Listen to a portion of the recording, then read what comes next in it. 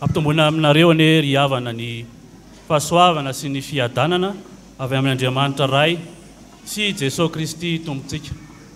Amen. Anio alahady fa 5 ny volana me 5 sy 2 arivo. Alahady fa 5 manaraka ny Paska. Alahady ny FFPM. Alahady hitondranam-bavaka ny asan'ny fiangonana ao amin'ny centre médical. Alahady anamariana ny fetiny reny ihany koa.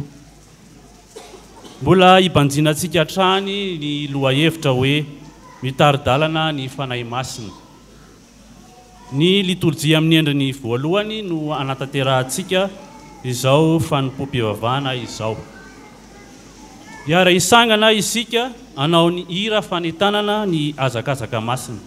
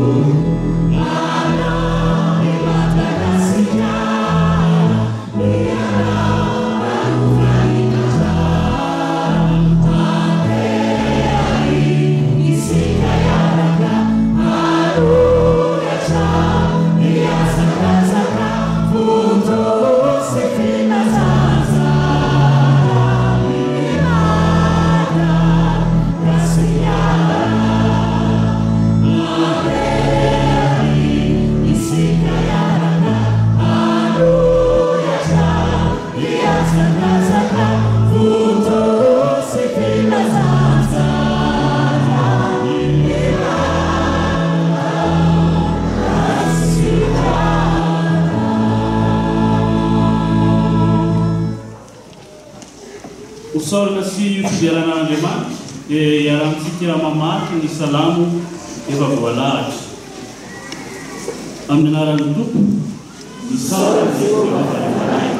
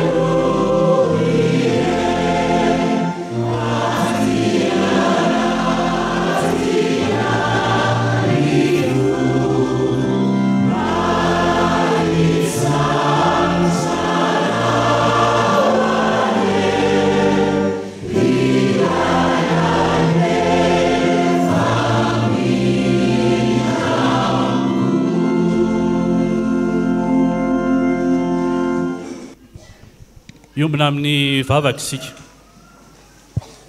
Ry tompo be fitiavan'Andriamanitra be indrafo, isaoranay ianao ny loharanonay na sy ny soa. Ny fanahy masinao no manoro sy manamafy, mitondra fanilo rehefa maizina ny lalam-piainana sady sarotra hafafa. Misaotra anao izahay noho ny antsara-ponao, noho ny fiarovana sy ny fitarianao. Tsy miova ianao fa herinay sy tokonay, amin'ny fo feno fiderana sy fisaorana no ankalazanay. Androany mitodika aminao izahay ampanetretena menatra, mitondra mbavaka, asa iray masina sy mavesatra. Apio ny mpiasa, ny mpitantana, ireo sakaiza-piara-miombona, ho fitaratra amin'ny fanompona sy ny fahasotoana. Tondroy aminay ny fahasoavanao, izany asa fitahina izany, ka ho feno famindra-po sy fitiavana tsy lefy hatrany. Ho toerana hitoeran'ny hatsaraam-po sy ny fanasitranana, hitondra fanantenana ho an'ny tena sy fanahy mitaraina. Ary amin'ity anio ity fankalazana ny fetiny reny, manandratra fisaorana izahay, noho izy ireo izay maneho fitiavana tsy very. Ta io ny reny rehetra omeo hery sy fifaliana, fa ao aminy no miseho ny fahendrenao lalina. Ry fanahy masina, tario izahay tsy emotra, ampianaro sarika ho mazoto, ho tia manompo tsy miova. Fa anao irery aneny voninahitra, hatrizay sy hodoria, fiadanana atolotra ao anay ry Jesosy Kristy. Amen.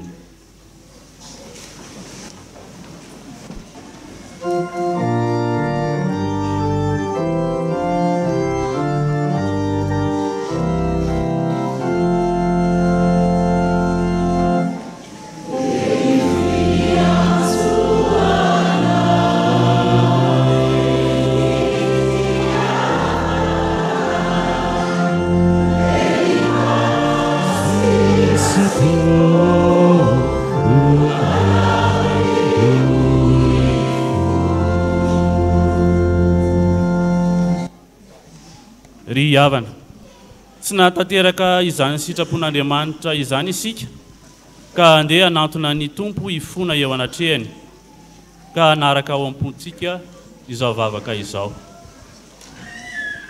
Ry ray malala sy masino, manantona anao izahay amin'izao fotoan'izao, miondrika sy mibebaka noho ny fahadisoanay, fa tsy tanteraka ny sitraponao masina izahay. Tonga izahay mitondra fo torotoro, manaiky fa manaraka ny safidi-po sy ny hafetsen'ny fony.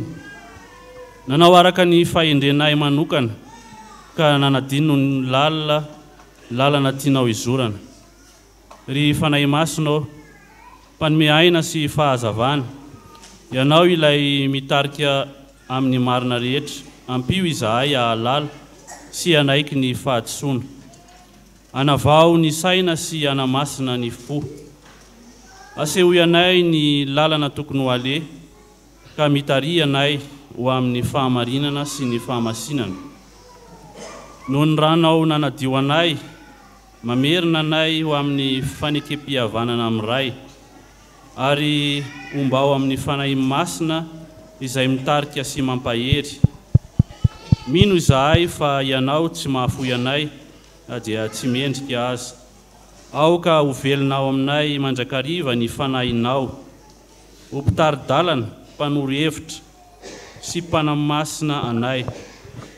Amin'ny anaran'i Jesosy Kristy, ilay nitondra anay ho amin'ny fahazavan'ny ray, no anandratanay izao vavaka izao. Amen.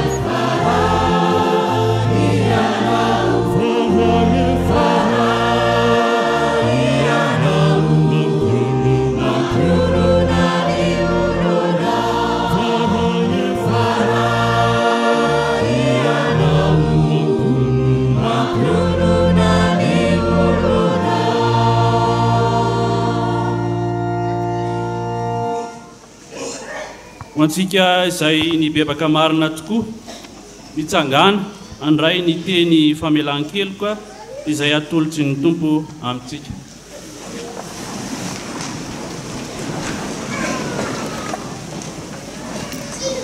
Mitondra ny arentsika tokoa izy sady ny vesatra ny fahorintsika. Kanjo isika kosa nanao azy nokapoana sy nasian'Andriamanitra ary nampahoriana. Nefa izy dia voalefina noho ny fahatsoantsika sy ny torotoroina noho ny helontsika. Ny fampijaliana nahazoantsika fihavanana no namelezana azy. Voavela ny helokareo noho ny anara-masina miderany Tompo. Amen.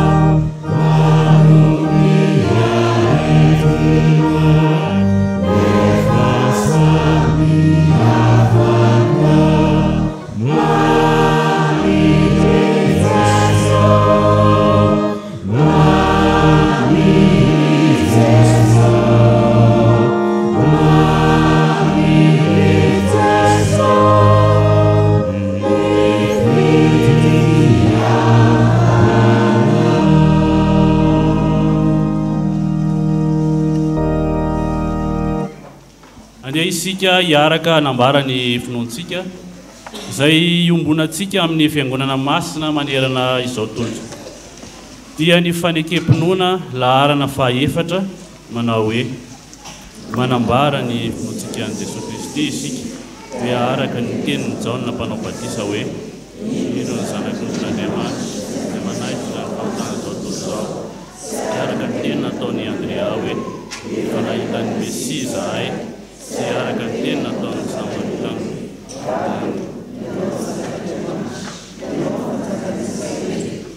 araka ny teny nataon'ny Samaritana ny tenanay no mandeha fa fantatray fa izy tompo amin'izao. Araka ny teny nataon'ny Petera hoe ianao Kristy zanak'Andriamanitra hoe ianao no manana ny teny tenana mandrakizay. Ary araka ny teny nataon'ny Tomasy hoe Tompoko sy Andriamanitro. Amen.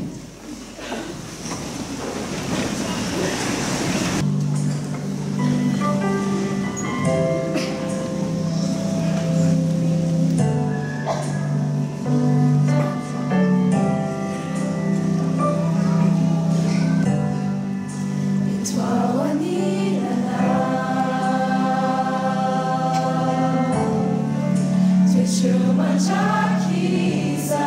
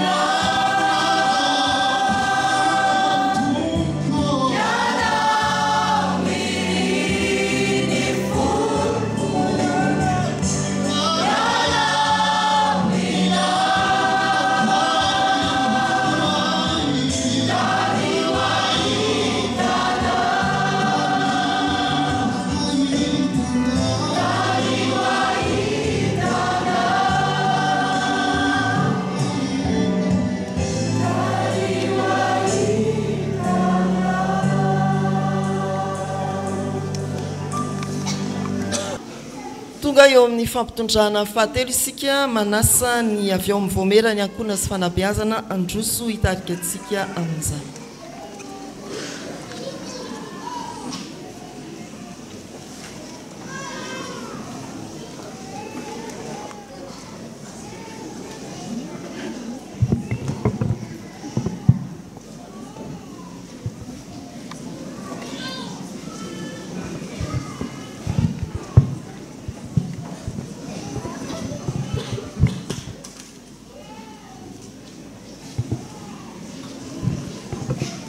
Avana tonga amin'ny fotoana ny fifampitondrana manaraka indray ary isika dia ny fiarabana ny renrehetra eto anivon'ny fitandremana.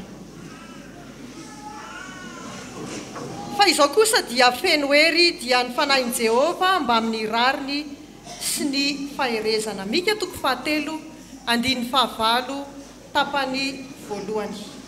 Izany teny soratra masina izany ry havana no andorana ny Arahaba mba andrarosoa ho antsika rehetra reny rehetra amin'izao lahady maraina izao. Manandanja tokoa mantsy izany reny izany raha ny lafim-piainantsika olombelona ny jerena ifotony. Reny lay namana akaiky ivetsoana izay mahafaly ny fo. Reny ilay loharan'ny poirana ka tsy manam-paharoa. Reny lay fiangotongotiana raha tojo ny sarotra. Reny ilay olona entitra, ilay tena ny aritra. Dia miarabanareo reny rehetra izay amin'izao fotoana natokana hatsiarovana ny asafidin'ny reny izao. Ilay fiarabany Anjely amin'ny Maria no ndeha entinay miarabanareo manao hoe Arahaba ary lay nasoavina ny tompo mombanao. Ary ny afatry ny teny manao hoe amin'ny anaran'ny tompo fa izay tarihin'ny fanan'Andriamanitra no zanak'Andriamanitra. Dia ho feno hery tokoa ane ianareo reny rehetra amin'ny adidy amanandraikitra izay isaninareo. Ny fanahy masina ane hitari-dalana anareo amin'izany rehetra izany. Dia ho reny feno fifaliana, ho feno fahombiazana ianareo eo amin'ny tontolo mpiainanareo tsirairay avy isan'ny tokantrano. Manaraka izany ry havana dia misy ny mari-pahatsiarovana izay atolotra ho anareo reny rehetra ento an-tranon'Andriamanitra. Amafisiko eto an-tranon'Andriamanitra noho izany izay reny any ivelany iangaviana mba hiditra ato an-tranon'Andriamanitra. Toy izao manaraka izao ary ny fandaminana. Ianareo reny rehetra dia iangaviana ampitiavana hitsangana. Isy dekona lehilahy mavitribitrika sady mitsikitsiky anantona antsika reny rehetra eny amin'ny toerana misy antsika tsirairay avy. Dia ny dekona lahy mitsikitsiky eo ampanolorana azy, isika reny kosa miangolangola satria reny miangola isika.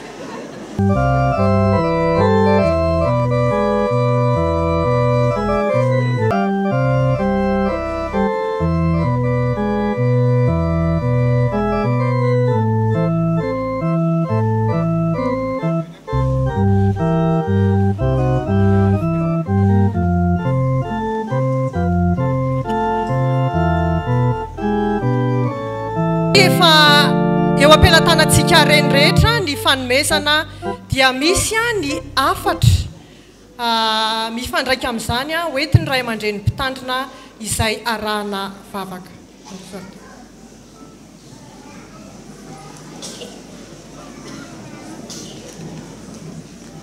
Miomana ny pakazary. Zao aloha dia mangataka antsika reny rehetra hiverina hitsangana indray. Zay ny hetsika voalohany. Ny hetsika faharoa dia samy ametraka ny satroka eny amin'ny.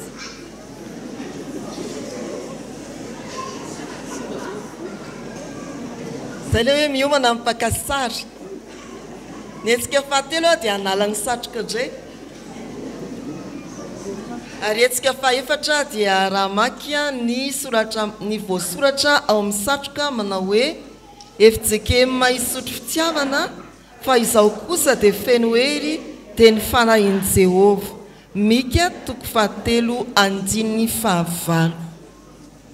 Noraketina eny amin'ny satroka natolotra antsika ry havana izany andinitsoratra masiny zany mifanandrify indrindra amin'ny perikopa tamin'ity alahady ity ambola ivelomantsika anoa hevitra manao hoe aona moa mitaridalana ny fanahy masina very isika raha tsy eo ny fanahy masina malemy isika raha tsy eo ny fanahy masina ny mpaminany mika dia miteny manao hoe fa izao kosa dia feno hery dia ny fanahin' Jehova amin'izay rehetra ataontsika fanompoana ty am-piangonana fikarakarana ny atokantrano lasa andavanandro na inona dia mba ho fiainantsika ity teny ity tsy hoe hapetraka tapon-doha fotsiny fa tena oran-ketina ampo dia ilay manao hoe amin'ny anaran'ny tompo fa izao kosa dia feno hery dia ny fanahin' Jehova ny fanahin' Jehova ne ameno hery antsika ivavaka isika tompo misaotra anao izahay afaka manatanteraka fampitondrana ho amin'ny fanajana ray aman-dreny toy izao misaotra fa voarakitra ao anatin'ity fahatsiarovan'ny reny ity ny fitiavana ao Andriamanitra mamangy anay zany ary eto amin'izao tany miamanitra fitiavana izao no ataonao mibaribary fa tsy miovy ianao Andriamanitra sy ny fitiavanao ao amin'i Jesosy Kristy mampahery anay ianao amin'ny alalan'ny tenin'ny mika mpaminany fa feno hery izahay dia tsy inona fa ny fanahinao Andriamanitra feno ny hery avy aminao tompo ireto reny mpianakaviana araka ny sokajy taonany avy araka ny andraiky ny avy araka ny fanompony avy dia tsy hitaraitana mepaka amin'ny adidy sy ny andraikitra nomenao azy izy ireo fa natotosa izany eo ambany fitarian'ny fanahinao masina ahery sy andresy ny sarotra rehetra dia hiaina ampifaliana izy ireo satria olona feno hery amin'ny alalan'ny fanahy masina mba tsy horeny mpianakaviana mifararemotra amin'ny fahasarotan'ny fiainana na kivy sy miraviravy tanana amin'ny zavatra manahirana ny atokantrano na any amin'ny toeram-piasana na amin'ny fanompoana ty amin'ny fiangonana horeny ho vehivavy feno hery dia ny fanahinao tokoa fa feno hery koa ny ankonanay tsiraray avy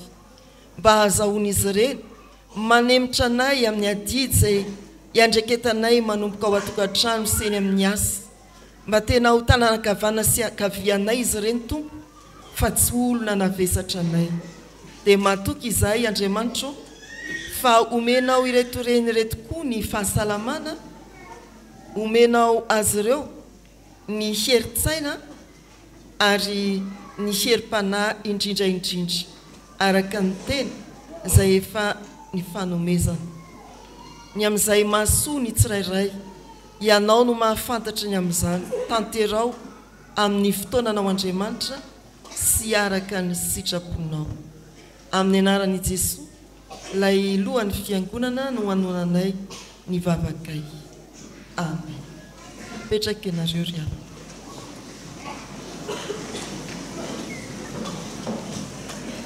ankehitriny kosa dia mitodika amin'ny reny ombonana eto anivon'izao fitandremana izao isika koa miangavy indrindra anireo reny izay voalaza manaraka etona iroso ety andona voalohany indrindra amin'izany dia ny ray aman-dreny mpitandrina andriany manana miaroso mandroso tompo ny mpitandrina mizadra raha mangarivo anjara hery mandroso tompo satria mo tonga eto amin'ny fitandremana isotro fitiavana ny mpitandrina raha kotony ratsimba rarina valina analy dia mandroso tompo nisy moa ny alatsiny a fa eo ihany koa ny hafa dia ho tononoko manaraka eto a ireo vadin'ny mpitandrina izay ny fandimby a sy miasa eto anivo ny fiangonana. Eo zany a Ramatoa Ramaolo-Miaso Yolande, Ramatoa Rakotondraibe Martine, Ramatoa Ratolo-Janahary Rasoa Zanatoandro Edvige, Ramatoa Ramily Arnivo Liliane, Ramatoa Rasolohery Beby Denise. Nisy tamin'izy ireo tompoko ny nametraka ny fialatsiny ny amin'ny tsy fahatongavana. Mandroso ary tompo. Mangataka ny Braony fiangonana, ny filohan'ny sampana, ny sampanasa, ny fikambanana ary ny vomiera rehetra iroso ety anoloana isolo tena ny fiangonana iarahaba azy ireo. Tolorana ny arahaba volamena, mamiratra jerena ianareo reny am-panahy eto amin'ny fitandremana amin'izao fetiny reny izao. Ianareo lay ny kolokolo, ianareo lay ny taiza, ianareo lay ny trotro am-bavaka sy nanoro ny lala maro mahitsy ny amin'izay tokony hijoroana vavolombelona eo amin'ny manodidina anay. Dia ho toa aminareo ane tompoko ny tenin'ny soratra masina izay nisantarana izao fotoana izao, dia ny hoe fa izao kosa dia feno hery dia ny fanahin'i Jehova ambany rariny sy ny faherezana. Mika 7:5. Lay fanahy masina mpitaridalana ne anafihery sy fahasalamana anareo mandrakariva eo amin'ny asa tsara izay ny antson'ny tompo anareo. Ny vavaka ny fanomezana kanto indrindra koa isy aminay anatanteraka izany. Iaraka ivavakantsika tompoko. Ray malalo, Rain'i Jesosy Kristy tomponay, misaotranao zahay noho ny fahasoavanao sy ny nanomezanao anay anreto reny am-panahy eto amin'ny fiangonana. Isaorana ianao noho ny fitarianao sy ny fanatrehanao teo amin'ny fiainany hatr'izay. Isaorana ianao fa nomenao foty, faharetana ary fahendrena izy ireo, ny trotro am-bavaka anay, ny taiza tamin'ny mpitiavana nanoro ny lalana marina, ary nantsonao, nosafidianao, anomponao sy anampy amin'ny fanandratana ny fanahiny maro. Mangataka aminao zay ankehitriny, omeo hery sy fahendrena izy ireo, fahasalamana sy faharetana amin'ny fanompona izay hitarianao azy. Aoka ho feno ny fanahinao masina izy ireo, araky ny teninao amika, manao hoe fa izao kosa dia feno hery dia ny fanahin'i Jehova. Aoka ny herinao no hitoetra ao amin'izy ireo isan'andro, ny fanahinao no tarika azy amin'ny asa tsara rehetra, ary ahazo fifaliana sy fiadanana avy aminao. Ho anao irery anie ny voninahitra sy fiterana, amin'ny anaran'i Jesosy Kristy tomponay. Amen. Ho fanampin'izany tompo, sady ho anitra ny entoento aminareo mandrakariva dia isy ny marika hita maso ho maro-pifaliana avy amin'ny fiangonana izay rehetra mijoro ety anoloana dia isolo tenany maro andray tanana anareo sady hanolotra izany marika hita maso izany. Dia miratso indrindra.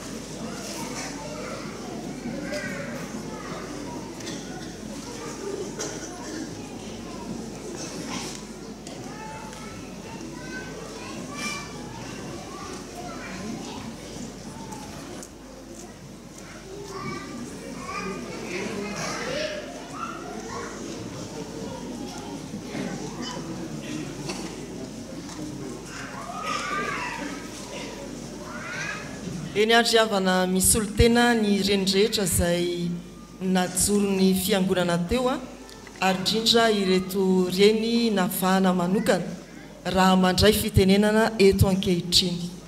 Indramina ny tenin'ny Paoly apôstôly eo amin'ny Filipianina toko voalohany andininy faharoa sy fahatelo. Mora tadidy toko voalohany andininy faharoa sy fahatelo. Amin'ny anaran'ny Tompo manao hoe ho aminareo ane ny fahasoavana sy ny fiadanana avy amin'Andriamanitra raintsika sy Jesosy Kristy Tompo. Misaotra an'Andriamanitra amin'ny fahatsiarovana ianareo mandrakariva. Izany no tenin'ny Paoly apôstôly izay anamariana ity fotoana ity hiarabana anareo hanonana ny fahasoavan'ny Tompo sy ny fiadanany ary mbola hitenenana koa amin'ny fiangonana manontolo izay nahatsiaro fa tsy vo izao akory no mahatsiaro ny fiangonana tamin'ny andron'ny Paoly apôstôly dia efa misy zany fomba ny fahatsiarovana zany. Misaotra anareo fiangonana ry havana maneho fitiavana ho mba mpanajana ny reny rehetra ary indrindra izahay izay mbola mijoro manoloana anareo ankehitriny. Misaotra ny amin'ny fanomezana satroka, misaotra ny amin'ny fanomezana manokana arak'izay favoizana avy amin'ny fiangonana manontolo sy ny sampanasa asary fikambanana. Ny firariana dia mbola haharitra mandra-piavin'ny Tompo isika ary hotsenay ny Tompo amin'ny teny-pifaliana averimberina mandrakariva manao hoe tsara zany ry mpanompo tsara sady mahatoky midira amin'ny fifalian'ny Tomponao. Ho anay manokana dia raha mahafantatra fa fahasoavan'ny Tompo no ahafahana mitondra ny fiangonan'Andriamanitra. Fampivavaka isika mbola hifanotrina hatrany amin'ny fiaraha-mivavaka toy izao ary mifampivavaka isika mbola ho feno hery hatrany amin'ny fanatanterahana ny asa fanompoana izay zarazaraina samihafa eo ambany fitarihan'ny fanahy masina. Engane izay rehetra ataontsika eto na ho an'ny mpitarika ny fiangonana na ho anareo vahoakan'Andriamanitra dia ho fanehoana ny voninahitr'Andriamanitra irery ihany ary sy mpiadanana ho antsika mianakavy indrindra ho fampandrosoana ny filazantsara ny Jesosy Kristy lay maty sy nitsangana tamin'ny maty ho antsika. Mankasitraka ry havana ny Tompo amintsika tsiraray avy dia mirary fifaliana ao amin'ny Tompo ny amin'ity tontolo andro ny reny ity. Misaotra ry havana.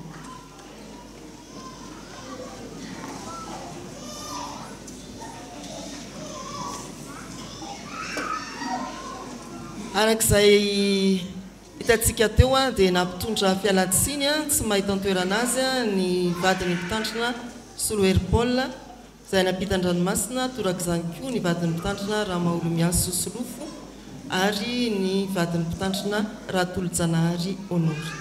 Mahatsiaro azy ireny am-bavaka isika. Tonga eo amin'ny fotoana ho an'ny ankizy ny tanora isika hitsangana izao ny ankizy ny tanora nao mira eto Voalahatra. Hitsangana ao anatin'izany koa ireo sekoly alahady anao ny Tsimby.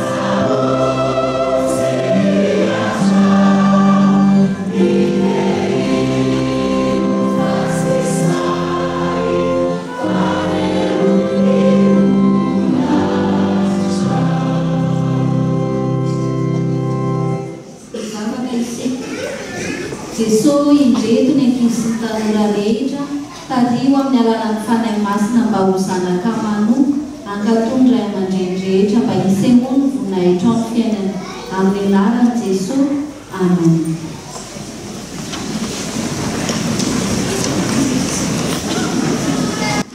Fifaliana ho an'ny sampana sekoly alahady indray ny mijoro ety amin'ny alitara tahaka izao manantitra ny fiarabana anareo reny rehetra na atratra izao fetiny reny 2024 izao. Ny tenin'Andriamanitra izay entin'ny sampana sekoly alahady mirary soa ho anareo dia izay efa renitsika ombeny tamin'ny fiarabana ny ray aman-dreny mpitandrina sy anareo reny rehetra nentin'ny fiangonana manontolo iteo. Dia ny mika toko fahatelo ny andinin'ny fahavalo mivaky toy izao amin'ny anaran'ny tompo hoe fa izao kosa dia feno hery dia ny fanahin'i Jehova. Dia izany tenin'Andriamanitra izany firaretsoa rehetrarehetra efa norenesintsika teo dia aravina isampana sekoly alahady amin'ny teny tsotra manao hoe ny fiadanan'ny tompo, ny fiadanan'ny tompo, fiadanany ameno ny fonareo reny mpianakaviana rehetrarehetra atraminy aneo ka ho mandrakizay. Amen. Toy ny mahazatra antsika eto isotro fitiavana dia misy ny fanomezana tsotra avy amin'ireto zanakareo dia tsy andrery teny mamy hoentinareo misaintsaina sy mamakivaky ny fiainana sy mandinika ireo afatra rehetra nentina iarary soa ho anareo tamin'ity fetin'ireny 2024 ity ka hoy izahay manomboka izany tsianjery zany amin'ny tsianjery tsotra manao hoe neny izany tsianjery tsotra sady fohy mazava fiain'ny fitiavana mamy noho ny tantely izany no entin'ireto zanakareo ireto manolotra izany tsianjery izany dia ho fandaminantsika dia aleo ho vitatra amin'ny farany mihitsy ny tsianjery manomboka ato amin'ny zanakitsika voalohany ka hatrary amin'ny mamarana ny tsianjery izay itsika vao miara mitehaka. Eo aminareo rehetra fifalian'ny tompo reneny malala. Ndao ary madame Sosety madame Lalaina ataovany tsianjery aza malaina.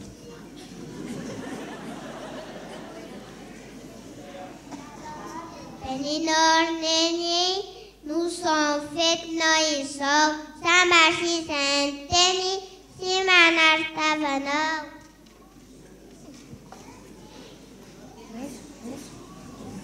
Yanon etianes, Achanyas Pasafan, Kutiafal Fusai, Manusha Fiapan.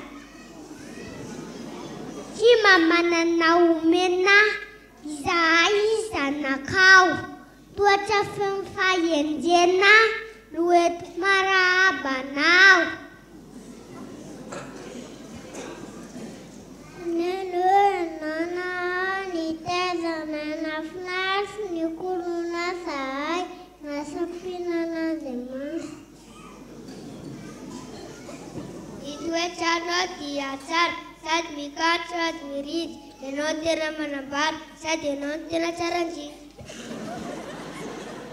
Sahai baba kawanau fasfitaina pana tetite jampuni numbula mubasita. Uela fela ne anorne tena sua ulavante PDB ka arovandrats tu hun tumpo aminao hu arovan mihoatra amin'ny vehivavy ane mitoetra anday ane izy pitsara fadimy diny faefatra amby roapolo tapamby.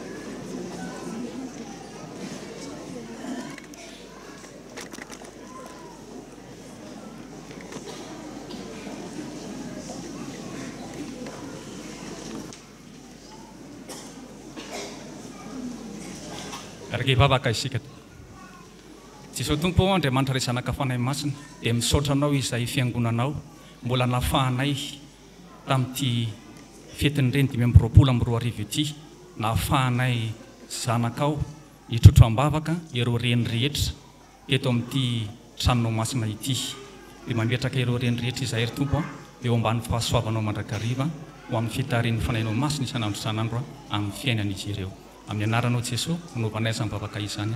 Amen.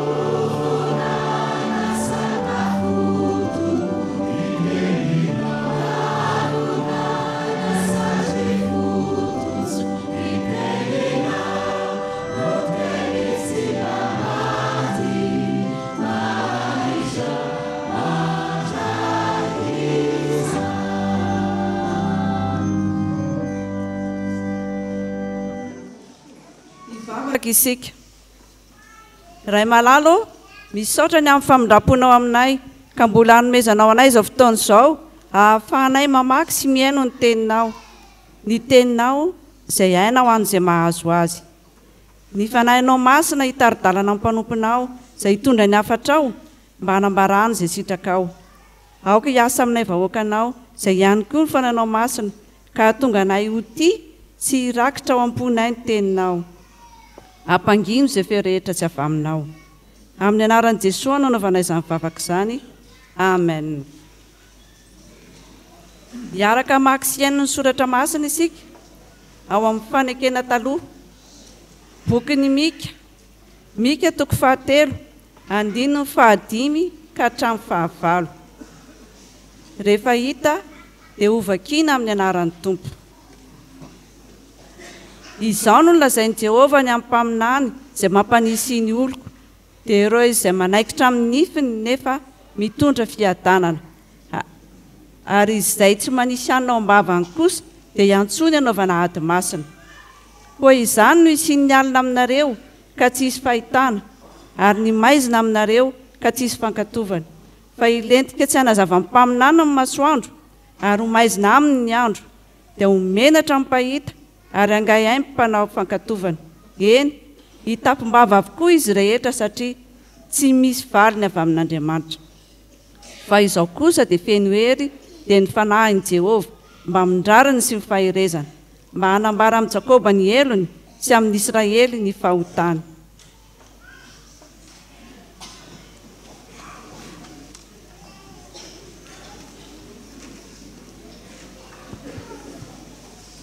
Hotoizantsika ny famakiana ny soratra masina ao amin'ny fanekena vaovao. Filazantsara araka ny Jaona 4:12 andininy 12 ka hatramin'ny 15. Ary ho faranantsika ny famakiana ny soratra masina ao amin'ny epistily 2 ho an'ny Koritianina. Koritianina 2 7 andininy 12 ka hatramin'ny 17. Rehefa hita dia hovakiana amin'ny anaran'ny Tompo. Mbola manana zavatra maro lazaina aminareo aho nefa tsy zakanareo ankehitriny. Fa raha tonga ny fanahy ny fahamarinana dia izy no hitaridalana anareo amin'ny marina rehetra. Fa tsy hiteny ho azy izy fa izay horeny dia ho lazaina avokoa ary ny zavatra ho avy aza dia ambarany aminareo. Izy ankalaza ahy fa handray avy amin'ny ahy izy ka nambara izany aminareo.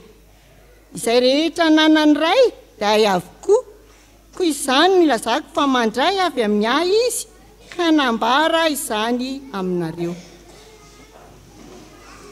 tokoa amin'izany satria manana izany fanantenana izany izahay dia sahy tokoa ary tsy tahaka ny Mosesy izay nanarina ny tavany tamin'ny fisalibonana mba tsy banjina zanak'Israely ny faran'izay ny alevina fa efa donto ny sainy fa hambaraka androany dia mbola tsy nesorina ihany izany fisalibonana izany raha vakiana ny tenin'ny fanekena taloha satria amin'ny Kristy ihany no hanesorana izany fa misy fisalibonana manarina ny fony hambaraka androany raha vakiana ny tenin'ny Mosesy kanefa raha miverina amin'ny tompo izy dia sorona ihany ny fisalibonana ary ny tompo izany fanahy izany ary izay toerany fanahin'ny tompo ny toerany fahafahana fa isika rehetra kosa mitava tsy misarona dia mijery ny vondanitry ny tompo toy ny amin'ny fitaratra ka ovana azo izany endrika izany indrindra avy amin'ny voninahitra ka amin'ny voninahitra toy ny avy amin'ny tompo dia ny fanahy. Amen.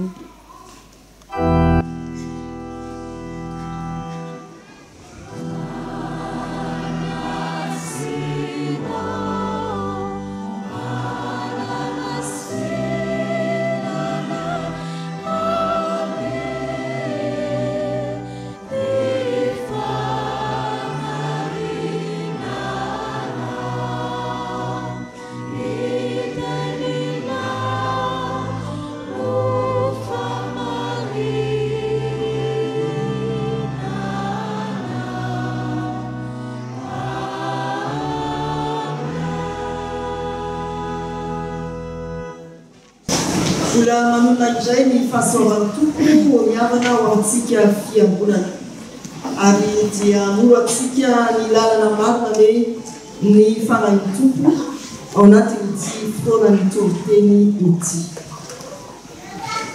Ny filazantsara araka an'izao na toko faha-12 andiny faha-13 tapany voalohany no ndeha hiarantsika ary vakiana amin'ny anaran'ny tompo manao hoe fa raha tonga ny fanahy ny fahamarinana dia izy mitari-dalana anareo amin'ny marina rehetra. Raha tonga ny fanahy ny fahamarinana dia izy mitari-dalana anareo amin'ny marina rehetra. Tena ao anatin'ny herinandro masina i Jesosy no manambara izany amin'ireo mpanaradia azy. Taoriana ny filazany fa tsy maintsy andeha izy ary tenenany koa manao hoe aza malahelo ny fonareo minoan'Andriamanitra ary monoany. Ny tenenany koa manao hoe tsy amenanareo kamboty aho ankaty aminareo aho. Aniraka ny fanahy masina izy no tiany olazay. Raha tonga ny fanahy ny fahamarinana hoy Jesosy dia izy mitari-dalana anareo amin'ny marina rehetra. Mpivavaka malala arak'izay nambara hatrany am-piantohana sy ombienimbeny tao anatin'ity fotoana ity dia antony telo lehibe no ivorintsika fiangonana amin'izao maraina izao. Ny fitodiana amin'Andriamanitra ka atsiarovana ny fiangonana protestanta eto Madagasikara. Ny fiantorana amin'ny tompo amin'ny asa sosialy izay sahantsika fiangonana ao amin'ny fitoerany fitsaboana na centre médical ary izay efa mivoatra ao anatin'ny fampitondrana dia ny fangatana ny aminareo renim-pianakaviana Firanitsosy Kiarabana ho azy ireny. Amin'ireo toe-javatra anankitelo ireo na ny ara-piangonana na ny ara-pitsaboana na ny ara-tokantrano fanontaniana aty am-piandohana dia ny hoe iza no mitari-dalana anao, iza no mitari-dalana antsika, iza no mitari-dalana ny fiangonana. Jesosy manao hoe raha tonga ny fanahy ny fahamarinana dia izy mitari-dalana anareo amin'ny marina. Ho an'ny fiangonana ankapobeny ny fanahy masina dia mampiombona sy mampiray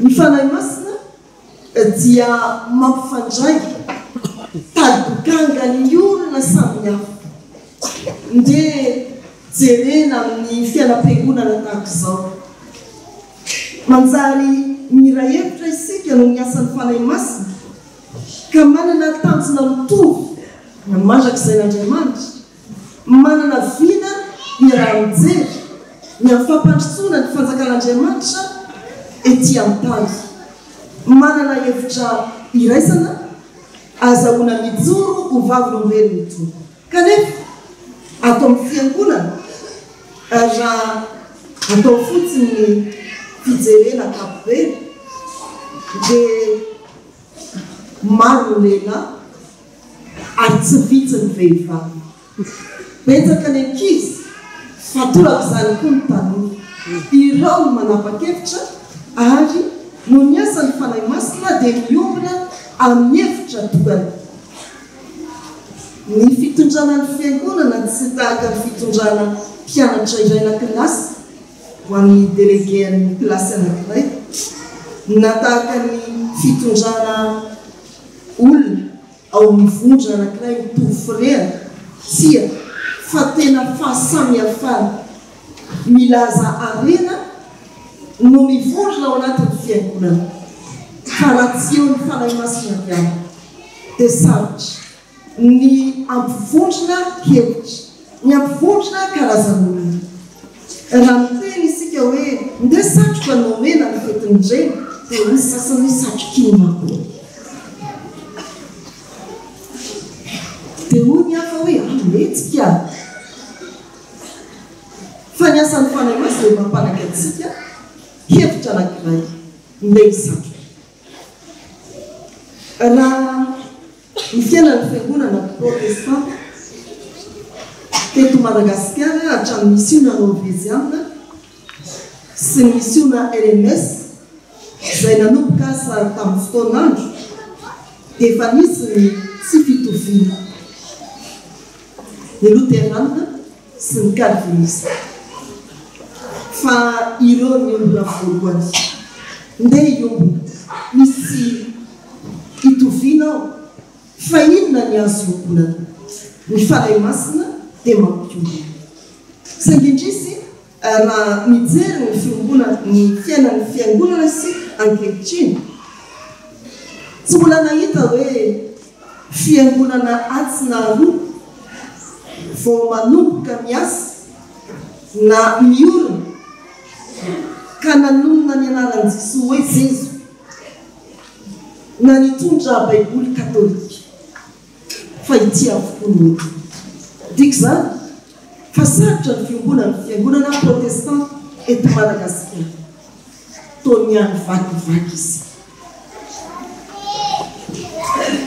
fa raha tena manaiky ny fitarian'ny fanahy masina ny kristianina tsirairay ny fiangonana dia anana ny fijerin'Andriamanitra ny maizy aza ny fiangonana tsy anaraka ka hoe réformé calviniste na luterana tondra ny anana ny mpamorona ny foto-kevitra fotom-ponora fa nitondra ny anarany Kristy raha manaiky ny fitarian'ny fanahy masina ny marina izay ambara ny fanahy fahamarinana ny fiangonana dia tsy hifikotra izay maizy azy fa anaiky ampiasa ny maizy azy tsirairay ihany anjany fanotrana mampandroso ny fiangonana riavana malala rehetra amin'ny ny fiangonana tarian'ny fanahy masina dia tsy fiangonana mitsindroka izay heveriny azy ny any aroko marina fa mampifatotra ny fiainany amin'ny asan'ny fanahy masina mampianatra mampahery manolotsaina mampiolona izany no tsy maintsy fatohan'ny fiangonana ka ahatonga azy ny fiangonana tsy mandeha amin'izay tia na mizotra amin'izay etrenetiny fa ho fiangonana mandeha araky ny fahamarinana tsy adikevitra tsy azonozona araka an'Andriamanitra fiangonana misy ngadina eo amin'ny fahamasinana fiangonana tsy tapitaraka le amin'izay rehetra atao fa fiangonana manana fanantenana. Izay riavana ny afatra ao antsika fiangonana. Ny fanahy masina na ikentsika hitari-dalana dia tsy mitondra antsika fisaratsarana na anaovantsika ho ambony ny maizy azy ny tsirairay na arak'olona na ara-pikambanana fiangonana fa ny ikentsika ny fampiangonana ao amin'ny Kristy. Ho an'ny asa fitsaboana izay mijoro eto anivon'ny fiangonana, ataontsika asa fijoroana vavolombelona ho fitoriana ny fikazantsara, hitsinjovana ny ara-tsosialy ny fiarahamonina.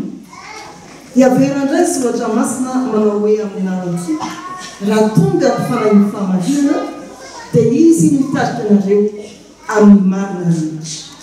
Hoy ny Salamo 4:3-5 izay fantatry ny mpianatra tsara tsy izovina amintsika fiangonana koa manao hoe amin'ny anarantsy anome sainanao sy ampianatra anao izay lalakarianao hitsinjo anao ny masoko ka anomy sainanao. Asa saina riavana ny fitsaboana fa ho antsika fiangonana koa dia asara-panazy ny fanotronao ireo. Manamarika ny fiainan'ny dokotera ary fantatsika izay manatona mpitsabo zany ny fitenena hoe androsomy manaraka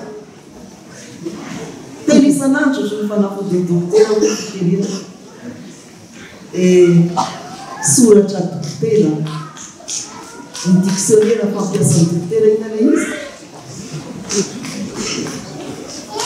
fa sy mandeha ampahazarana toy izany. Ny asa fitsaboana indrindra ny asa fitsaboana eo anivon'ny fiangonana.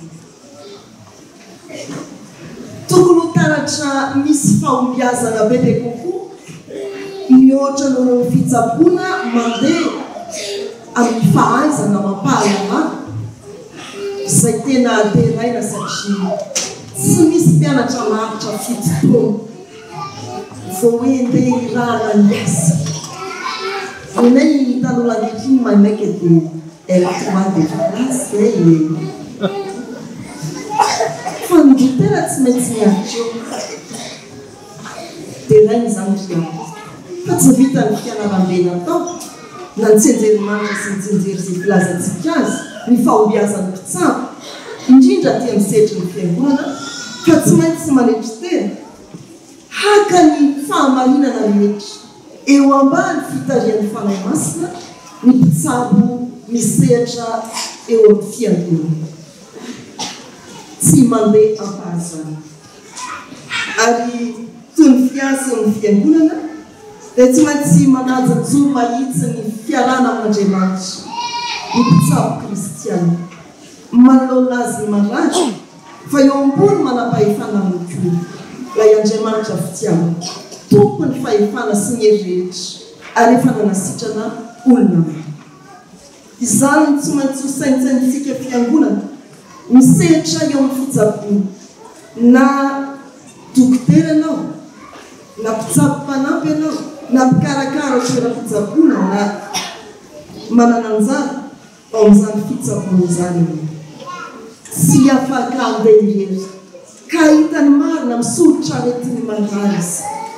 Tsy afaka andeha irery ka hita izay lalak'izorana amin'izao fotoan-tsarotra amin'ny fitsaboana aty amin'ny tany takantsika izao izy. Mila ny fitarian'ny fanahy masina mba hiatrehantsika ny marary amin'ny fitiavana. Ho tanan'Andriamanitra ianao, ho masin'Andriamanitra ianao, ho lohan'Andriamanitra ianao, hanehoana ny fitiavana sy ny hery. Amin'izay fotoan'izay ny ivitoeram-pitsaboana toy izay hiasantsika fiangonana fijoroana vavolombelona dia tsy mba ilazana hoe aza mba marary ihany fa androson'ny olona amin'ny fanantenana so ihany afa niantoraka tato amin'ity toeram-pitsabony fiangonana ity satria ho toeram-pitsabona tany ny fanahy tsy ho toerana itsabo ny marary fotsiny fa ho toerana amin'ny tsirom-panantenana vaovao ho an'ny marary na ho sitrany na tsy ho sitrany ny fanasitranana lehibe sady fototra riavana dia ny famelan-keloka atolotra Andriamanitra izany mandrakariva ny hitantsika amin'ny fitantarana ny fanasitranana ny taon'i Jesoa famelan-keloka aloha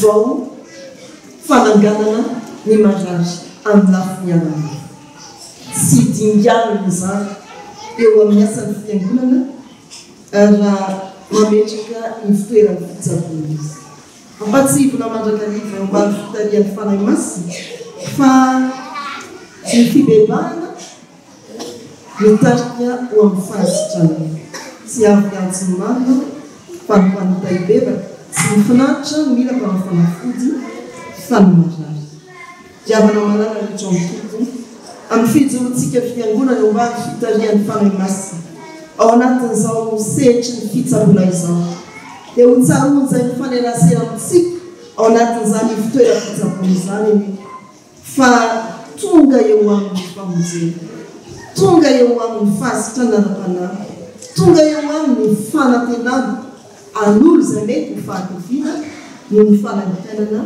manjo azy na ny dokotera na ny mpitsabo-panampy na ny mpiara-miasa rehetra ao anatin'izany centre médical izany na ny sakaiza isika fiangonana manontolo dia taon'ny tompo ary tain'ny tompo mba hatakatra ny heviny ao anatin'izao asa sosialy izao manao hoe raha tonga ny fanahy ny fahamarinana dia izy mitarika anareo amin'ny marina misy ny fahatelo dia mitodika amin'ireny rehetra misy oratra masina efa ovakila ombenimbeny fotsitra ny toritena dia azo tovanana ny ampana andininy anakoroa ao amin'ny ilay fanandratana ny vehivavy tsara ho abolana faharaiky amin'ny telopolo iantiny ny fahelam-roapolo sy fafito amby-roapolo dia misy teny mivavy toy izao amin'ny anaran'i Jesoa manokatra ny vavany amin'ny fahendreny izy ary ny lalàny famindram-polo eo amin'ny lerany mitandrina tsara ny ataony ankonana izy ary tsy homana ny mofo ny fahalalana hoe manokatra ny vavy tsy hoe misakafo na mihinan-kanina fa miteny amin'ny fahendreny izy ny lalany famindram-polo eo amin'ny lerany mitandrina tsara ny ataony ankonana izy ary tsy homana ny mofo amin'ny fahalalana izany lay vehivavy tsara izany lay reny mpianakaviana milofo hampahiratra ny ankonana voalazao rehefa mamaky izy ao ambolana faraky amin'ny telopolo ny fahavara ny vehivavy io manome sakafo ny ankonana hatramin'ny mpanampy azy efa nataonao hoe zany trendrebavinatra ianao no mandroso sakafo ny mpanao rahanao anatsika izany ndray tao amin'ny fa izany lay vehivavy tsara ary olo mazoto mahavita manafy raha jerenao dia manenona lamba ao an'ny vady aman-janany sika vehivavy ankehitriny manosika jaitsika tsika inonaka izany manosika anotaniny vadinao amin'izay rehefa tonga ny trano inona le manosika na matao tsitsika fa ohatrany hoe masisitra angako izany fa ny tena vehivavy tsara mahavitra tsy mpitetijery anangona ny tsy anangona ny tro fa miary ao atokantrano mba mpisotra ny fianakaviana diavana manana rehetra amin'ny tompo betsaka ny karazana reny mpianakaviana miatrika ny adidy amin'ny mariny leo tany saina zay azo tany saina misy vehivavy miasa antsotsika hoe mikarakara tokantrano azadiny na raha-mpianakaviana fa tena miasa izy ireny dia mivaty dia tsy miasa velompotsiny amin'ny amona ireny tena miasa indrindra mahavita kilometatra maro ao tokantranao mivezivezy rasendra moditampoka ianao ny vehivavy tsara dia hitanao na izy eo amparasana rano na izy eo mpikosina trano na izy eo mpitetehanana na izy eo mpangarona sosisy tsisy vehivavy mipetrapetraka zany anatrano fa dio ny milaza ray mpiarakaviana hoe sy miasa ny vady fa tena miasa vehivavy miasa ao tokantrano ny vehivavy miasa ivela ny tokantrano sy mora po ny manjoana azy ireny ny vehivavy mpivavy mandeha fa ankilan'izay ny vehivavy mpitety-tsena sanaby zany sasany mivarotra sasany dia tsy sasatra mividy rabi aizy lavana rakamisy masy sabotsy ndosotry ainary tsaka javana malalaka karazana kozany fa misy reny mikarakaviana mitaiza irery ny ankorany mety eo ihany mivady fa sykobomanko sy miteny namanalatra milamy fotsiny ndraindray koa tsy da hoe aiza ny volo tsisy mitepoka mandikana am-dalana ianao vehivavy no manony azy izany lay vehivavy mitaiza irery mety hoe nilaozany vady no ny fitoran'Andriamanitra mety hoe nilaozany vady no ny finiavan-dranola izany lay vehivavy mitaiza irery karazany afakoza fa misy vehivavy miaritra herisetra misy vehivavy koa nefa mahery vaika dia sakasaka izay lehilahy tiana lavasana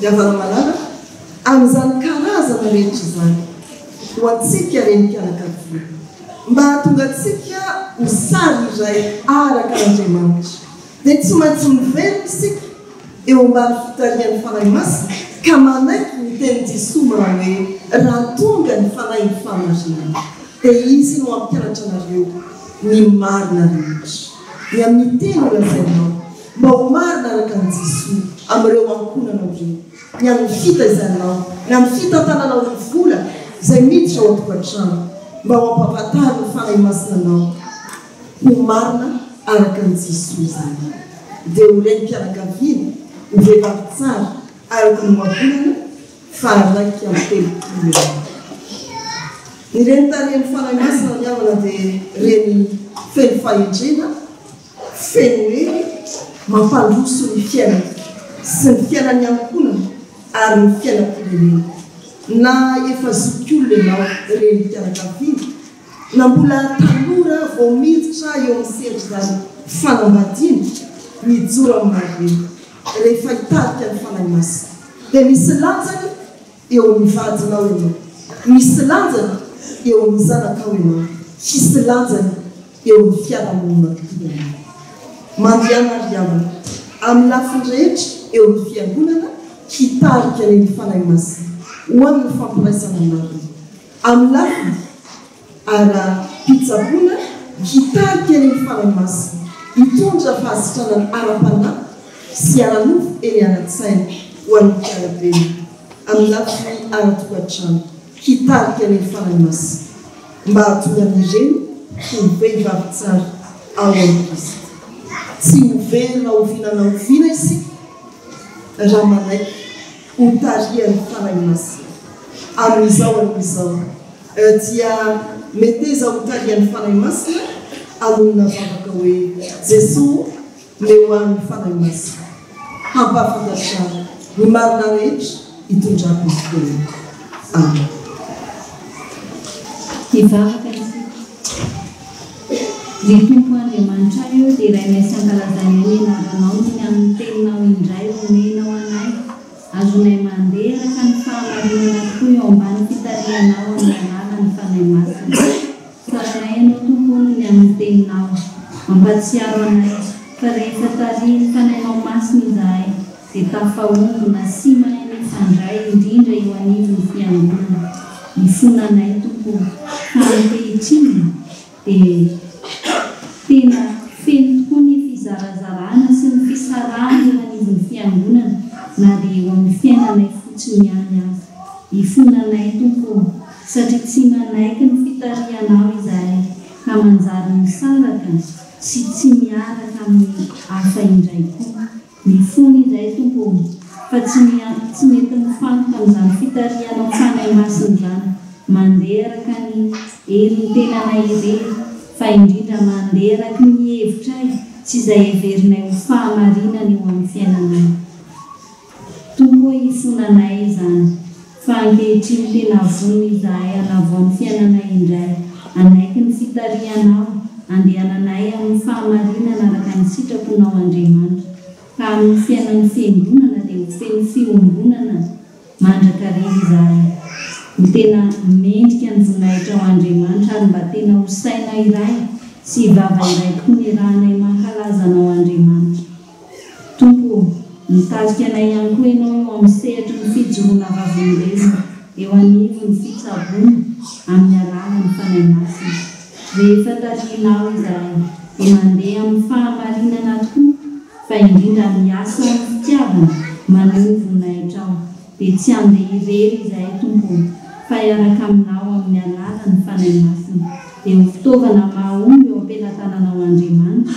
hanasitrana ny vahoakranao rehetra tario amin'ny alalan'ny fanay masina ihany koa izahay amin'ny andro fiainana rehetra sy ny fiainanay andavanandro indrindra eo anivony ankonana sy ny fianakaviana mitranao ireny mpianakaviana rehetra ny vao eo ambany fitarianao fanay masina dia ho feno fahendrena feno hery mba hampandrosoana ny fiainan'ny ankonana sy ny fianakaviana tsy mireny mpianakaviana irery anefa fa izahay rehetra mombona ao anatin'izao fanolotro-bavahana izao mba ho tena tarianao amin'ny alalan'ny fanay masina ka mba anderaka ny fahamarinanao Andriamanitra azonay mifalohana sy mifanampy indrindra miara-miazakazaka eo amin'ny sehatra ny famotonanao tehirizo arany fanolohan-tenanay tompo mba ho mendrika ny mahazanakao mangataka izahay ankehitriny ho an'ny fiombonan'ny fiangonana protestante eto Madagasikara isaoranay anao nazonao nametraka izany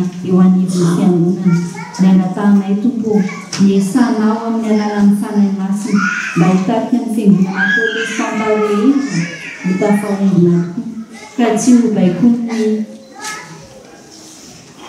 fisainana irery na izay mety fotom-pampianarana tsirairay fa izay ombonanao aminao dia ianao Jesosy Kristy no tena fitoriana tanterahan'ny fiangonana azona mijoro vavolombelonao mangataka izahay tompo ho an'ny fitoeram-pitsaboana izay efa najoronao eo anivon'izao fiangonana izao isaoranay anao satria asanao fanay masina no mitarika anay nazona natanteraka izany ankinay eo am-pelatananao tompo miasa rehetra tanterahana ny tompon'andraikitra rehetra ao anatin'izany fitoeram-pitsaboana izany ny mpitsabo rehetra eo ambany fitarianao fanay masina no ametranay azy reny mba ho tena tarianao koa ka tena andeha amin'ny fahamarinanao Andriamanitra ataona olona maro ho amin'izany fitarianao fanay masina izany ka ho tonga fanantenana vaovao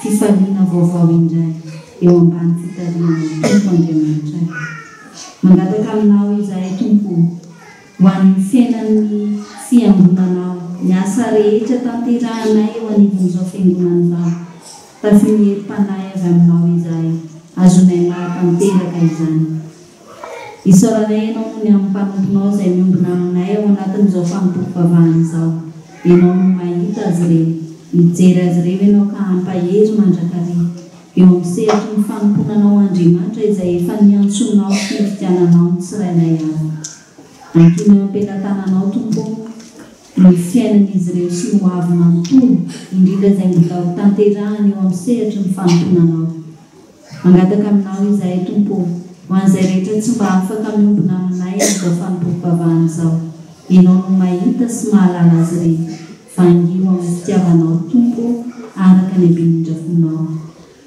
ankinay ao ampelantananao azy nyherinandro vaovao indray ohatrehanay ianao no hiara-dalana aminay rehetra amin'izay rehetra alehanay sy tanterahanay amin'ny anaran'i Jesosy Kristy no angatana mivavaka ay sy ombonanay amin'ilay vavaka efa nampianarina manao hoe ranay zenara osinanenyrano itoerany fanjakanao atao hoe sitraponao istiankalana karapenaka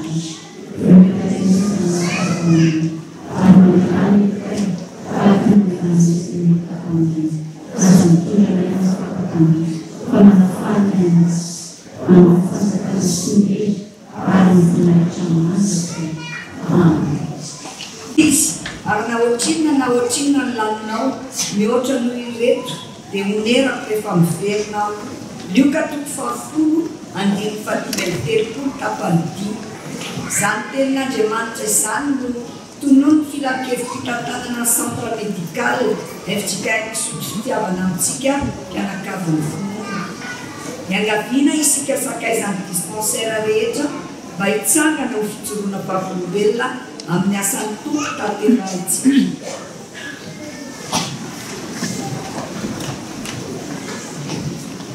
mankasitraka indrindra miaraka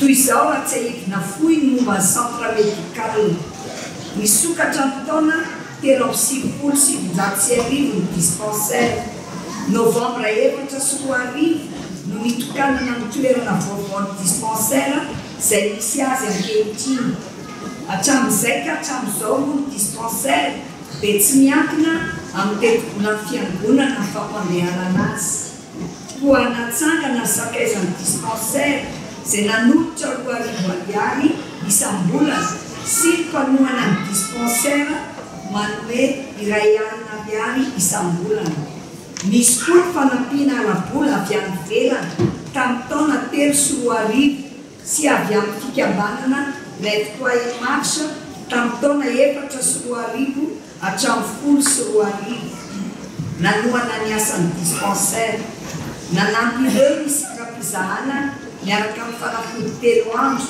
500 ariary ireo no niveloman'ny dispensaire tamin'izany ny andro ny dispensaire dia ao anatin'ny volana May isan-taona anatokosana ny famelabelaran-kevitra ara-medikaly misy koa ny fitiliana diabeta sy ny tositra miakatra ary ny fizahana maso tatioriana dia natao indroa isan-taona miandro ny dispensaire dia ny volana May sy Oktobra miova ho centre médical ny dispensaire ny taona 7,750 rehefa nahazo dampisterie ireto nietsika ny tokosainy tamin'ity volana May 5 sy 20 tamin'ny 9 May teo dia misy ny fitiliana diabeta sy tositra miakatra 3,50 no tonga tamin'izany omaly sabotsy 4 May no andro ny dispensaire tamin'ny taona ka nanatokosana ny famelabelaran-kevitra ara-pahasalamana momba ny fahadiovan'ny ativavy ny areti-koditra ny homamiadana ary ny momba ny fo taoriana izany dia misy ny fizahana maimaim-poana totosainy ireo mpitsabo matianina tsy misy atreto ny fanampiana avy any ivelany voamarika fa efa mitombo ny fandraisana anjarantsika fiangonana amin'ny fanohanana indrindra fa ny ataon'ny sakaiza raha ny vola miditra ao amin'ny centre médical nefa dia hatramin'izao dia tsy mbola masehaka velively ny fandaniana isam-bolana amin'ny fampidinana ny asantsika asa masiny ty asa fitsabony ity satria baikon'i Jesosy izany koa mangataka tolo-tanana avy amintsika amin'ny alalany firotsahana ho isan'ny sakaizan'ny centre médical na koa fandraisana anjara ampahany na manontolo mividim-palafony ampiasaina amin'ny fitsabony faharoa ny totosaina eo amin'ny centre médical dia fizahana ny aretina ankapobeny maladie générale amin'ny sarany 5,000 ariary mahazo fanafody 3 andro fitsabona nify misoratra anarana amin'ny aloha fitsabona momba ny areti-koditra sy ny aretin'ny fo misoratra anarana mialoha fanatanterahana soin isan-karazana toy ny pansement tsindrona fitsapana tosidra fijerena fatrany siramamy ao anaty rano mbola isaky ny sabotsy ihany izao no misy ny fitsabona nify koa manao antso avy izahay raha misy mpitsabo-nify zanaky ny fiangonana afaka hifaribona amin'izany dia aoka anatona ny sekretera mpandrarany centre médical fahatelo momba ny fanohanana voalohany tsy misy fanohanana avy any ivelany hatrety ny asantsika ao amin'ny centre médical faharoa ireo mpanohana rehetra dia tononona hoe sakaizany centre médical avokoa fa tsy misy fanavahana intsony fahatelo isam-bolana ary tsy voafetra ny fandraisana anjara ny sakaizany centre médical atao ampitiavana araka ny fanomezam-pahasoavana avy amin'ny tompo izany faefatra isany fanohanana kory avana ny fanatonatsika ho tsaboana ao amin'ny centre médical rehefa mandalo tsy fahasalamana isika tsara karakara miasa an'Andriamanitra ho tsara toana faefatra ireto ny fanetanana atao amintsika voalohany aoka samy hivavaka isika mba handrosoany ny asan'Andriamanitra ao centre médical ka hatonga azy ny toy ny arato ampiditra olona maro ao amin'ny fanjakan'Andriamanitra faharoa aoka samy andinika ny fanomezam-pahasoavana avy amin'ny tompo isika ka mba handray anjara mavitrika amin'ny fanohanana ny asa amin'ny fidirana ho sakaizany centre médical amin'ny famatsiana apahina na manontony ny fanafody ampiasaina ao amin'ny centre médical amin'ny fanatonana ny centre médical rehefa tsy salama ka isitraka ireo tombotsoa atolotra antsika amin'izany noho ny fatokiko fa anaiky ianao no anoratako aminao ka fantatra fa anao mihoatra no izay lazaiko azy ianao Filemona andiny faraika ambin'ny ho an'Andriamanitra irery voninahitra amen.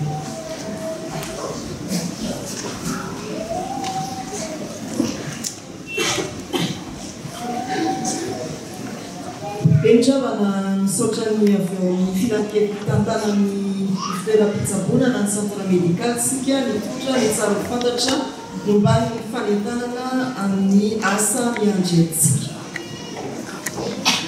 Tsy ataoko fa tena tiako atao mihitsy ohatrany tsy mety hoe mitsangana daholo sika fiangonana mipetrazy tsy hiditra ho sakaiza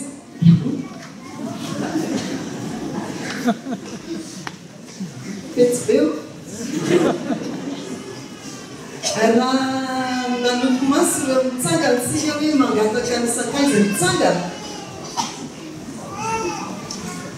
dia miara manaiky hoe kay raha isika rehetra misakaiza ny centre médical dia mihoatra noizay eritreretra miasa vitao mety ho maimaim-poana mihitsy azany fitsabo nahoana sika no tsy tonga amin'izany hoy no aboolana fahatelo andiny fahafito amby roapolo hoabolana fahatelo andiny fahafito amby roapolo amin'ny anaran'ny tompo manao hoe aza mamina ny soa amin'izay tokony omena azy raha azo ny tananao ataonana izany dia mitodika amintsika fiangonana tsy ankanavaka riavana misy olona mandrary ianao salama ny marantsy afaka mikarama ianao mbola afaka mitady vola aza mamina ny soa amin'izay tokony omena azy raha azo ny tananao atao ihany Iverindro raha nandiniky sika ny fitenenana hoe tsy misy fanohanana avy any ivelany. Raha nanaraka tsara sika dia nitsahatra tamin'ny taona 10 izany. Fa io ny centre médical mbola io. Tsy hiteny sika hoe velona ny mpamitsikotsiko zao dia menatra n'Andriamanitra fa velona izy io. Ary sika no manangana azy, hanangana azy satria feno hery amin'ny alalan'ny fanahy masin'Andriamanitra. Maneky mitarian'ny fanahy masin'Andriamanitra miarana. Anana fanapahan-kevitra vaovao isika fiangonana izasianao hoe isika rehetra no sakaizany centre médical isam-bolana ve ny fahefanao isan-taona ve dia sakaiza mandrakariva ianao tsako izy na ohatrina aminao dia onerako rehefa miverina izao raha ntsika sakaizam-perinasa riavana fa tsaroana no marinana loatra mietsika ataonareo isan'andro isam-bolana ny hoe azaketraka amin'ny fanaovantsoa fa amin'ny fotoanandro mijindanareo raha tsy reraka ianareo ny galatiana fahelina andiny ny fahasivy sy ny fahafolo dia mankasitraka anareo sakaizam-perinasa ny tompo amafity atomboeranareo ara-pana ara-tsaina ara-toekalena anamana anareo amin'ny zavatra rehetra dia nona riavana fahaoliny zao alahady faray ny volana hoe izao dia omamy isika ary anao tsy ombiany anatona ny sekretera-pandrarany centre médical ka andray anjara ho fanohanana izany asa masina mitodika amin'ny fitsaboana ny fiarahamonina izany milaza amintsika fa tena arena be ny famelabelan-kevitra omary nataondreo manampaizana manokana zanaka ny fiangonana amin'ny fitsaboana nify amin'ny lafiny areti-koditra amin'ny mamiadana ary tamin'ny aretin'ny fo arena be matiantoka sika tsy tonga tamin'izany raha sitrapony tompo amin'ny volana oktobra dia mbola anome tolotra afaindray ny filakevim-pitantanana dia azampenana ho banga ny toeranao anaraka izany fitaizana sy fampianarana pahasalamana izany entikoa ny namana izany hoe tsy tokony ho antonony ty fiangonana ity raha lina isika hikarakarany fahasalamana dia tsy mbola marary mitarikana dia raha tonga ny fanahy famarinana izy no ampika hitarika anareo amin'ny marina rehetra ho an'Andriamanitra ny voninahitra mivavaka sika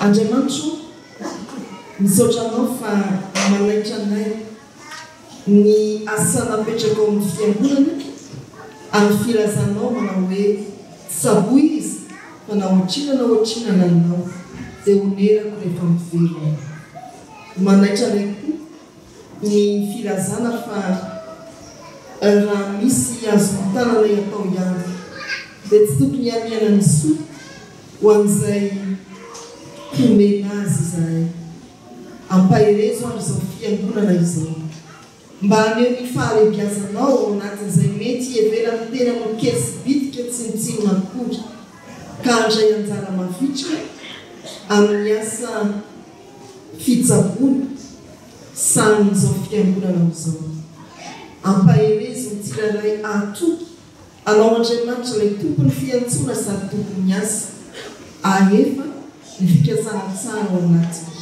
dia manondrafo ao aminay izay tsy fahatanteraray ao anatiny izao asa fitsaboana izao ho anao midera sy ny laza ny voninahitra izay fanao hatramin'ny taloha ankehitriny ary mandraka izay amin'ny anarany Jesosy. Amen. Alohan'ny drama dia ataontsika ny hira efa voalahatra hira fa 7 sy 8 ny andininy voalohany ny miaramila masoa izao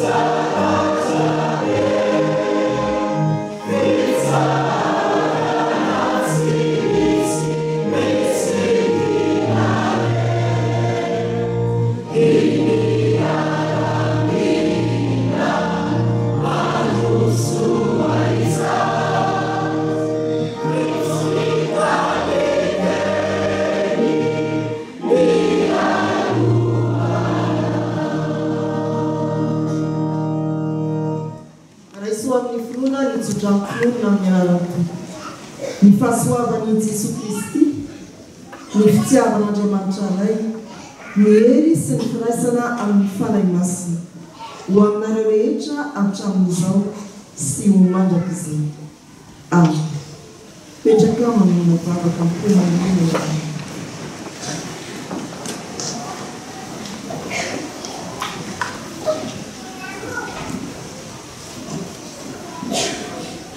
Ho an'Andriamanitra irery ihany ny vininay amin'ny anarany iray sy ny zanaka amin'ny fanahy masina.